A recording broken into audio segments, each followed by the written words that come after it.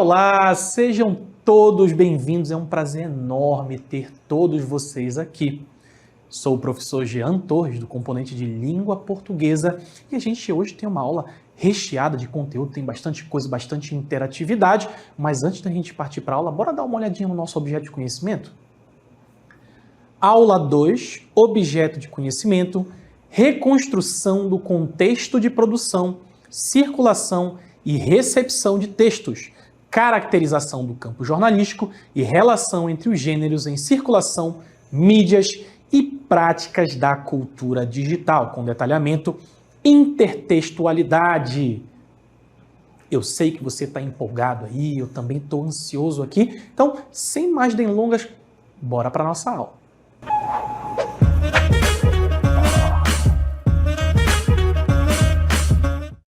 E olha só onde é que eu tô para receber vocês aqui em ritmo de férias, mas ainda não, porque tem bastante coisa aí para a gente ver. E o nosso cenário tem tudo a ver com a leitura do poema que nós faremos. Afinal de contas, vamos falar sobre Canção do Exílio, extremamente importante para a representação do espaço, da fauna e da flora do Brasil, como uma representação, uma leitura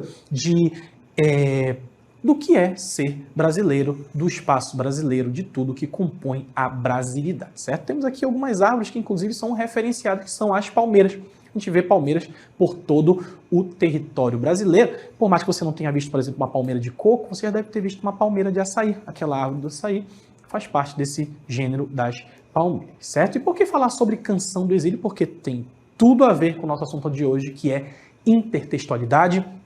Compreender a Canção do Exílio é compreender que ela aparece em vários textos posteriores, por tudo que ela representa, por tudo que ela é, por tudo que ela fala sobre a identidade nacional brasileira. Afinal de contas, a Canção do Exílio foi escrita após o ano de 1822, que acontece a independência do Brasil, quando nós não somos mais colônia de Portugal. E por não sermos mais colônia de Portugal, por sermos um país independente, os nossos escritores, os nossos poetas, eles queriam compreender o que era ser brasileiro. E nesse primeiro momento, num movimento cultural e literário chamado romantismo, os nossos artistas vão tentar pensar o que é a brasilidade, partindo muitas vezes do espaço e dos animais que compõem o território brasileiro, certo? E o nosso título aí, Canção do Exílio, também fala bastante sobre o próprio autor, que é o nosso Gonçalves Dias, nosso grande escritor do romantismo brasileiro, da primeira geração. E Canção do Exílio, por quê? Porque é um poema que fala sobre expatriação. Exílio é expatriar-se, é sair da sua pátria, daquela sua nação, ou porque você foi expulso, ou porque você decidiu que deveria sair daquele lugar, por perseguição política. Acontece muito em ditaduras, tiranias, as pessoas são expulsas para que elas não deixem o povo eufórico para se revoltar contra seus tiranos, ou vão embora porque acham que podem sofrer alguma espécie de repressão, certo? Então, bora dar uma olhada aqui na nossa Canção do Exílio, acompanhe a leitura aí comigo. Canção do Exílio. Minha terra tem palmeiras onde canta o sabiá. As aves que aqui gorjeiam, não gorjeiam como lá. Palmeiras aqui, senhores, não é o clube de futebol, tá bom? Palmeiras são, como eu falei para vocês, as árvores, os sabiás, que também são pássaros que são bastante comuns no território brasileiro. O gorjear é o som que o pássaro faz, tá bom? Então, minha terra tem palmeiras onde canta o sabiá. As aves que aqui gorjeiam, não gorjeiam como lá. Nosso céu tem mais estrelas, nossas várzeas têm mais flores, nossos bosques têm mais vida, nossa vida mais amores. Professor, eu já escutei isso em algum lugar. Se você disse hino nacional brasileiro, você está absolutamente correto, porque a Canção do Exílio é tão importante para o sentimento de patriotismo e nacionalismo brasileiro que quando escreveram o nosso hino nacional, tiveram que pegar alguns trechos da Canção do Exílio para fazer essa representação da brasilidade. Afinal de contas, o hino nacional é um símbolo de um país, certo? Então, isso já tem tudo a ver com o nosso conteúdo de intertextualidade, como nós veremos. Vamos continuar com a leitura do poema. Nós temos: em cismar sozinho à noite, mais prazer encontre eu lá. Minha terra tem palmeiras onde canta o sabiá, falando que quando eu estou à noite pensando sobre a minha pátria, eu penso que eu era mais feliz lá. Então, vem ressaltar novamente sobre a terra. Lá na minha terra tem palmeiras. Lá na minha terra tem sabiá, que são esses elementos que representam para o autor o Brasil. Continuando a leitura, nós temos aí na tela: minha terra tem primores, que tais não encontre eu cá. Em cismar sozinho à noite, mais prazer encontre eu lá. Minha terra tem palmeiras onde canta o sabiá. Vai haver sempre essa reflexão, sempre tentando repetir sobre como o meu país é melhor do que o país em que eu estou agora, para falar sobre todas as maravilhas do Brasil, no ponto de vista de alguém que está distante. Vamos continuar a leitura do poema. Nós temos aí, na próxima: não permita, Deus, que eu morra sem que eu volte para lá, sem que desfrute os primores que não encontro por cá, sem que ainda viste as palmeiras onde canta o sabiá, do nosso querido Gonçalves Dias. Embora a gente reconheça do hino nacional, nós temos um hino menos comum. Não sei se vocês já ouviram falar sobre a Força Expedicionária Brasileira, FEB, que lutou na Segunda Guerra Mundial ao lado dos aliados, representando o Brasil, lutaram na Itália. E quando fizeram o hino para essa Força Expedicionária Brasileira, para falar sobre ir embora da sua terra e torcer para que volte, a gente tem também esse verso lá: não permita, Deus, que eu morra sem que eu volte para lá. Afinal, eu quero morrer na minha terra, eu quero viver novamente o Brasil. Nosso Gonçalves Dias, então, nosso escritor, poeta da primeira geração do romantismo brasileiro, viveu ali no século XIX, escreveu bastante poemas nacionalistas, bastante poemas de amor. Uma curiosidade sobre nosso Gonçalves Dias: morreu ainda muito jovem. Quando voltava de Portugal para o Brasil, embora tenha ido e vindo algumas vezes, mas na última vez que ele voltou, o navio em que ele estava afundou e só houve uma vítima, só uma pessoa morreu, que foi o próprio Gonçalves Dias. O navio afundou, esqueceram de avisar ele na cabine e ele acabou falecendo sem antes pisar novamente no Brasil, certo? Então, já partindo para outro texto, nós temos a Canção do Exílio às Avessas. Por quê? Porque a nossa Canção do Exílio, ela também vai ser representada em muitos outros poemas, ela vai ser referenciada, ela vai ser parodiada, a gente vai ver sobre todos esses termos. Para isso a gente já está aqui no nosso novo cenário, em São Cascatas, nós temos aqui uma ponte, a gente vai já entender por quê. Porque olha lá comigo a Canção do Exílio às Avessas, escrito por um jornalista, apresentador, ator, escritor, faleceu recentemente, que é o nosso Jô Soares. Só para contextualizar um pouquinho, nós tínhamos no Brasil uma situação política muito instável na década de 90, muitos problemas, e o Jô Soares ele queria parodiar aquela situação sobre como nós tínhamos um presidente, aquele presidente que falava tanto sobre lutar contra a corrupção, mas ele tinha uma casa que ele chamava de Casa da Dinda, e essa mansão, na verdade, ela era descrita como uma coisa, parecia um bosque, parecia um parque enorme, com cascatas, com animais, e o Jô Soares vai fazer uma piada em relação a isso, como nós veremos aí no poema. Leiam comigo: Canção do Exílio às Avessas. Minha Dinda tem cascatas onde canta o curió. Não permita, Deus, que eu tenha de voltar para Maceió. Completamente é igual a Canção do Exílio, mas também é diferente, porque ao mesmo tempo em que a Canção do Exílio fala sobre o amor à pátria, aqui nós temos um político que o Jô Soares diz que não quer voltar para sua terra natal, porque ele é muito mais confortável onde ele está naquele momento. Minha Dinda tem coqueiros da ilha de Marajó. As aves aqui gorjeiam, não fazem cocoricó. Mais uma piada em relação até o som que as aves fazem. Pulando aí, para a gente seguir: o meu céu tem mais estrelas, minha várzea tem mais cores. Este bosque reduzido deve ter custado horrores. Referência aos escândalos de corrupção, desvio de verbas, e depois de tanta planta, orquídea, fruta e cipó, não permita, Deus, que eu tenha de voltar para Maceió. O poema vai embora, mas isso aqui já é o suficiente para a gente olhar e pensar: isso aqui é uma referência à Canção do Exílio. Tem tudo a ver com o nosso tema, intertextualidade, que a gente vai conceituar daqui a pouco, mas bora para uma imagem que nós temos aí na sequência.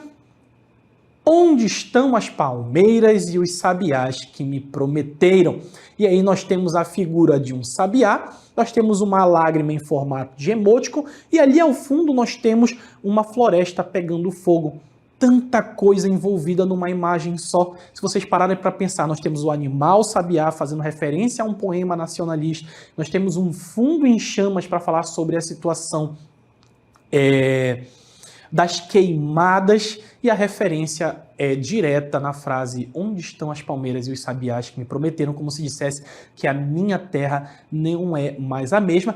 E isso tudo tem um formato muito específico de algo que vocês já devem conhecer muito bem, que são os memes. Sim, a gente vai falar um pouquinho de meme também e vamos conceituar o meme aí na nossa próxima cartela, que já pergunta o que é meme. E ao lado nós já temos aí uma espécie de imitação de um meme bastante famoso que vocês também já devem ter visto em algum lugar, né? Daquela mulher da novela que estreou muito antes de vocês nascerem, em que parece se tornar confuso, porque memes são justamente isso. Eles fazem referências a outras coisas.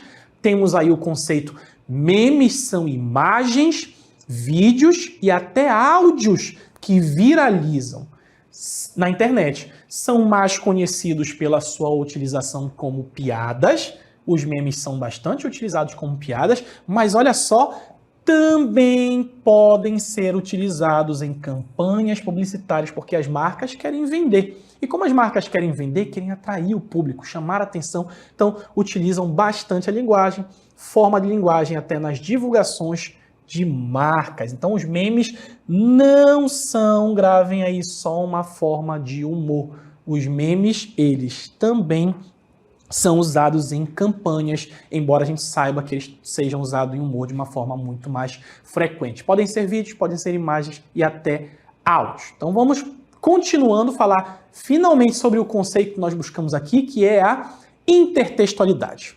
Então já fiquem aí atentos. Intertextualidade é a presença textual de elementos semânticos, que quer dizer sentido, e ou formais, que quer dizer forma, que se referem a outros textos produzidos anteriormente. Então, quando eu falar intertextualidade, fiquem atentos que é fazer referência a outros textos, verbais e não verbais, feitos anteriormente. Pode se manifestar de modo explícito, permitindo que o leitor identifique a presença de outros textos, ou de modo implícito, sendo identificada somente por quem já conhece a referência. Então, se você viu a referência a um texto, se você não conhecer o texto anterior, você não vai conseguir identificar a intertextualidade. Se você consegue identificar, então você já tem uma familiaridade de forma mais explícita. E aí nós temos alguns pontos para falar sobre intertextualidade.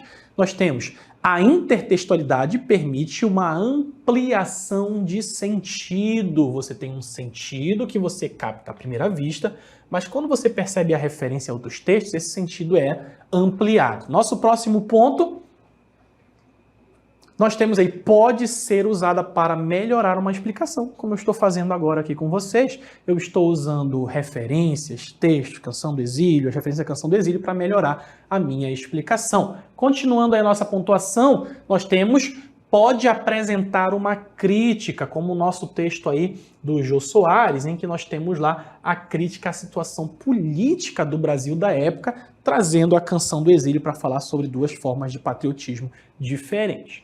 No nosso próximo ponto, nós temos: propor uma nova perspectiva. Algo que tem um significado, quando é transformado, pode mudar a perspectiva que você tem daquele momento, pode fazer com que você dê uma outra interpretação para aquilo, certo?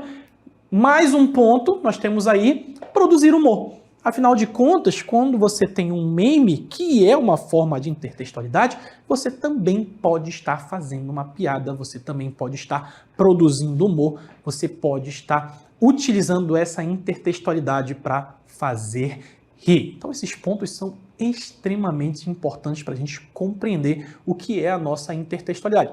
Pensei em intertextualidade? Eu pensei em textos produzidos fazendo referências a textos anteriores. Se eu compreendo aquele texto, eu captei a intertextualidade. Eu vi que faz uma referência à Canção do Exílio, por exemplo. A Canção do Exílio às Avessas já faz referência à Canção do Exílio. Eu vi o meme do Sabiá. Eu li aquele poema e por isso eu sei que esse meme aqui faz uma referência. É assim que funciona a nossa intertextualidade. Bora para a nossa próxima cartela, na qual nós temos um mapa mental onde eu encontro a intertextualidade. Ela está em toda parte. Trabalhos acadêmicos, você está na universidade, você foi produzir um artigo, foi escrever trabalhos e você fez referências. E essas referências são intertextualidade. Afinal de contas, você está produzindo textos a partir de outros textos. Textos publicitários, a gente viu que os memes, eles podem ser usados como textos publicitários.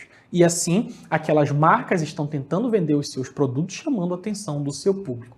Livros didáticos, que também são basicamente como um trabalho acadêmico, precisam de referências, precisam de coisas que façam com que dê credibilidade àquele trabalho, façam com que aquele trabalho seja entendido. Artes, música, poesia, a gente viu aqui nos nossos poemas, que há referências à Canção do Exílio em toda parte, em músicas, em outros. E eu já vou avisando aqui para vocês que a Canção do Exílio vai aparecer em mais textos que nós veremos. Textos digitais, a gente viu aqui os memes, mas também temos em vlogs, em podcasts. Vlogs são aqueles vídeos que youtubers, por exemplo, produzem com imagens, com som, com tudo para chamar a sua atenção. E podcasts é um formato mais áudio, né, em que a gente escuta um determinado grupo de pessoas ou uma pessoa falar sobre um tópico. Beleza?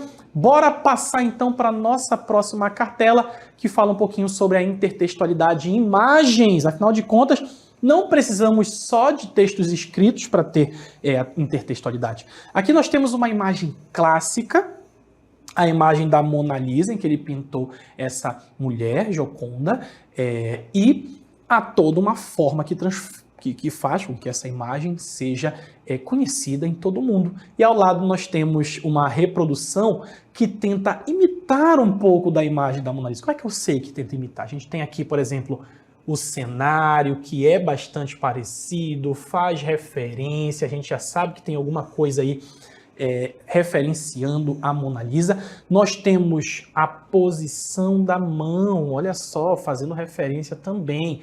E o próprio fato da Mona Lisa ser basicamente como se fosse uma fotografia. Afinal de contas, alguém pintou ela naquela posição, enquanto aqui na nossa imitação, nós temos a câmera como se eu estivesse tirando um selfie fazendo referência. Então, a intertextualidade pode fazer referência a partir de imagens e não só texto. Perfeito? Vamos ver agora os nossos tipos de intertextualidade. Começando com a alusão. Nós temos vários tipos de intertextualidade, como elas podem ser feitas de forma diferente, e eu quero muita atenção de vocês para isso aqui, tá bom? A alusão é o ato de indicar ou insinuar um texto anterior, sem, no entanto, aprofundar-se nele. Então, posso fazer uma citação rápida, só uma alusão àquele texto, para situar alguma coisa. Esse método de intertextualidade apresenta de forma superficial e objetiva, nada muito elaborado, informações, ideias ou outros dados presentes em textos ou textos anteriores. Não se preocupem que na sequência a gente tem aí o exemplo. O nosso exemplo de alusão, que é fazer essa referência de forma objetiva, está aí no Como diria o poeta, amanhã é outro dia. Se você já ouviu Chico Buarque, você sabe que ele tem uma música chamada Apesar de Você, escrito durante a ditadura militar, e a música servia para dar um pouquinho de esperança para aquelas pessoas, dizer que amanhã seria outro dia, e você pode fazer essa referência dessa forma, sem se aprofundar, sem falar que é do Chico Buarque, só fazer a referência para alguém que está precisando saber que o dia vai mudar, que as coisas vão melhorar. Não me aprofundei, fui objetivo e fiz apenas uma alusão. A alusão, então, é referenciar sem se aprofundar e sendo objetivo. Vamos passar para o nosso próximo tipo aí de intertextualidade. A gente tem agora a paródia, mais um tipo de intertextualidade. E nesse tipo, mantém mantém-se uma base do texto original, ou seja, você vai usar umas palavras, vai usar uma forma, mas subverte-se, ou seja, se muda ou modifica os elementos, imagem ou palavras que deixam a paródia com teor crítico. Eu quero criticar, eu quero satirizar, eu quero fazer uma piada com aquilo, ser cômico. Além de mudar geralmente o sentido original, o texto ainda contém semelhanças com a sua inspiração. A gente leu o texto do Jô Soares, do Canção do Exílio às Avessas, e a gente viu lá que ele estava tentando fazer uma piada com aquilo, na verdade. Ele estava trazendo a situação política, criticando inclusive o presidente à época, falando sobre gastos, e ele pegou a Canção do Exílio, modificou alguns elementos, manteve uma base e fez uma piada com aquilo, tá bom? A gente tem um outro exemplo de paródia aí para vocês, que também fala da Canção do Exílio. Falei para vocês que vai aparecer bastante. Minha terra tem macieiras da Califórnia, onde cantam gaturamos de Veneza, que são pássaros, tá? Os poetas da minha terra são pretos que vivem em torres de ametista. Os sargentos do exército são monistas, cubistas. Os filósofos são polacos vendendo a prestações. A gente não pode dormir com os oradores e os pernilongos. Os sururus, discussões, né? Em família tem por testemunha Gioconda, Mona Lisa, olha lá. Eu morro sufocado em terra estrangeira. Nossas flores são mais bonitas, nossas frutas mais gostosas, mas custam 100 mil réis a dúzia. O que isso tem a ver com Canção do Exílio? Tudo!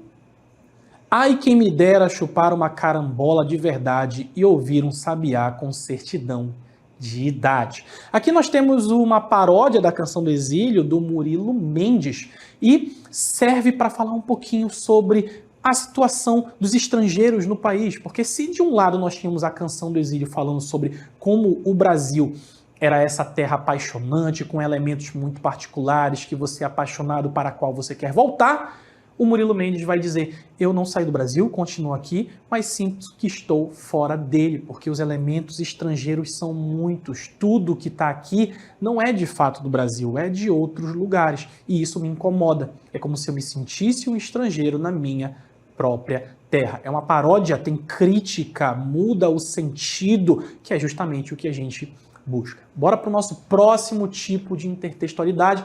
Temos a paráfrase. Muito atento que a paráfrase é muito importante, tá? Nesse processo, reafirma-se, muita atenção, o sentido do texto original. Acompanhe comigo. Alusão. Eu falei de uma forma objetiva, sem me aprofundar sobre o texto original. Paródia. Eu modifiquei o sentido do texto original, mantendo uma base para criticar, para fazer humor. Paráfrase. Eu reafirmo o sentido original, mas com poucas ou nenhuma semelhança na estrutura. Eu vou dizer a mesma coisa. Olha aqui o sentido em semântica. Tenta-se manter a semântica, o sentido, mas mudando a forma como é dito ou escrito. Eu vou dizer a mesma coisa que o texto original, mas com outras palavras. É o que a gente faz quando a gente está fazendo uma pesquisa na internet. E você não vai copiar o texto da internet, você vai olhar o sentido que você buscou a partir da sua leitura e você vai reescrever o que aquele autor disse. Você pode até fazer uma referência a ele, mas você não vai dizer da mesma forma, senão vai ser só uma cópia. Você vai reelaborar e criar uma paráfrase. Bora ver o exemplo de paráfrase aí na sequência. Nós temos outra referência à Canção do Exílio, ela está em toda parte, acredita em mim. Meus olhos brasileiros se fecham saudosos. Minha boca procura a Canção do Exílio. Como era mesmo a Canção do Exílio? Eu tão esquecido de minha terra. Ai, terra que tem palmeiras onde canta o sabiá. Do nosso Carlos Drummond de Andrade, uma paráfrase, porque também está falando sobre a ideia de não estar na sua terra, uma ideia da saudade, mas ele não reescreve exatamente a Canção do Exílio. Ele faz referência, fala do seu país, fala da sua situação, reelaborando e referenciando o texto original, certo? Manter essas ideias aí na cabecinha, que é para a gente conseguir fechar um pouco sobre um entendimento de intertextualidade com cada tipo tendo uma característica, perfeito? Bora passar para a epígrafe, agora mais um tipo, tá? Para acabar os tipos, não se preocupe. Nós temos lá, caracteriza-se pela reprodução de algum texto base no início de um texto novo. Costuma estar à direita. Esse posicionamento aqui é bastante importante, que é o que vai caracterizar aí, tá? Já vai ver como é que funciona. Início da página em itálico. Precisa ter relações com o texto que será desenvolvido, muitas vezes para explicá-lo indiretamente. Então eu quero escrever, por exemplo, um artigo, eu quero escrever uma tese, uma dissertação, ou mesmo um trabalho desses escolar que geralmente a gente faz. E eu quero fazer uma referência que vai estar no início do meu texto. Apesar de você, amanhã há de ser outro dia. Olha essa forma aqui. Imagina que isso aqui é o título do texto. Imagina só. E aqui nós temos a referência que nós vamos utilizar, que é o Chico Buarque. Geralmente você pode estar fazendo um trabalho sobre ditadura militar, quer colocar o texto do Chico Buarque para falar um pouquinho sobre o que é as músicas que eram produzidas durante a ditadura, falar um pouquinho sobre como você entende aquela situação, viu na música que ela explica bastante sobre a situação política, e você fez aí uma epígrafe, só reproduziu o texto nesse formato específico, à direita, no início do texto, do trabalho que você está produzindo. Perfeito? Eu acho que só tem mais esse tipo, a citação, né? Acho que é o nosso último, a citação, falando sobre os tipos de intertextualidade, então fiquem bastante atentos.